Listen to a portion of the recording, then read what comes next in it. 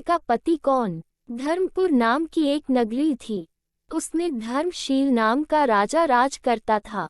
उसके अंधक नाम का दीवान था। एक दिन दीवान ने कहा, महाराज, एक मंदिर बनवाकर देवी को बिठाकर पूजा की जाए तो बड़ा पुण्य मिलेगा। राजा ने ऐसा ही किया। एक दिन देवी ने प्रसन्न होकर उससे वर मांगने को कहा। राजा की कोई संतान नहीं थी। उसने देवी से पुत्र मांगा।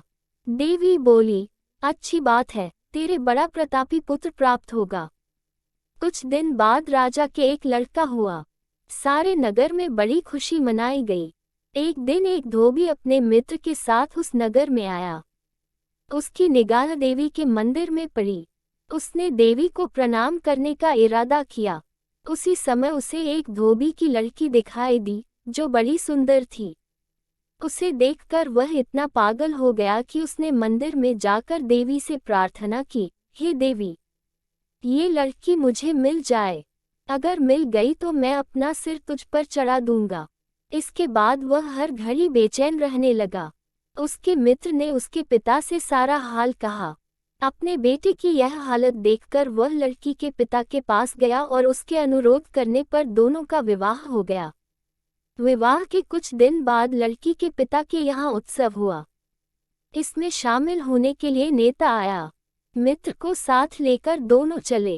रास्ते में उसी देवी का मंदिर पड़ा तो लड़के को अपना वादा याद आ गया। उसने मित्र और स्त्री को थोड़ी देर रुकने को कहा और स्वयं जाकर देवी को प्रणाम करके इतने जोर से तलवार मारी कि उसका सिर धड़ से अलग हो गया। देर हो जाने पर जब उसका मित्र मंदिर के अंदर गया तो देखता क्या है कि उसके मित्र का सिर धड़ से अलग पड़ा है। उसने सोचा कि ये दुनिया बड़ी बुरी है। कोई ये तो समझेगा नहीं कि इसने अपने आप शीश चढ़ाया है। सब यही कहेंगे कि इसकी सुंदर स्त्री को हड़पने के लिए मैंने इसकी गर्दन काट दी। इससे कहीं मर जाना अच्छा है। ये सोच उसने तलवार लेकर अपनी गर्दन उड़ा दी। उधर बाहर खड़ी खड़ी स्त्री हैरान हो गई तो वह मंदिर के भीतर गई। देखकर चकित रह गई। सोचने लगी कि दुनिया कहेगी ये बुरी औरत होगी, इसलिए दोनों को मार आई। इस बदनामी से मर जाना अच्छा है।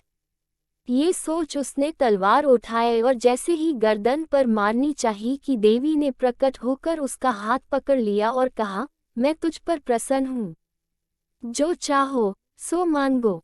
स्त्री बोली, हे देवी, इन दोनों को जिला दो। देवी ने कहा, अच्छा, तुम दोनों के सिर मिलाकर रख दो।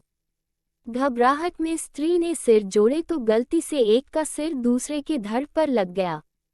देवी ने दोनों को जिला दिया। अब वे दोनों आपस में झगड़ने लगे। एक कहता था कि यह स्त्री मेरी है, दूसरा कहता मेरी। बेताल बोला, हे राजन, बताओ कि यह स्त्री किसकी है। राजा ने कहा, नदियों में गंगा उत्तम है, पर्वतों में सुमेरु, वृक्षों में कल्प वृक्ष और अंगों में सिर। इसलिए शरीर पर पति का सिर लगा हो, वही पति होना चाहिए। इतना सुनकर बेताल फिर पेड़ पर जा लटका। राजा उसे फिर लाया तो उसने 7वीं कहानी कही। तो दोस्तों, ये कहानी आपको पसंद आई हो तो लाइक करें और कमेंट करके अवश्य बताएं और अपने दोस्तों के साथ शेयर करें और चैनल पर पहली बार आए हो तो सब्सक्राइब करना मत भूलें। धन्यवाद।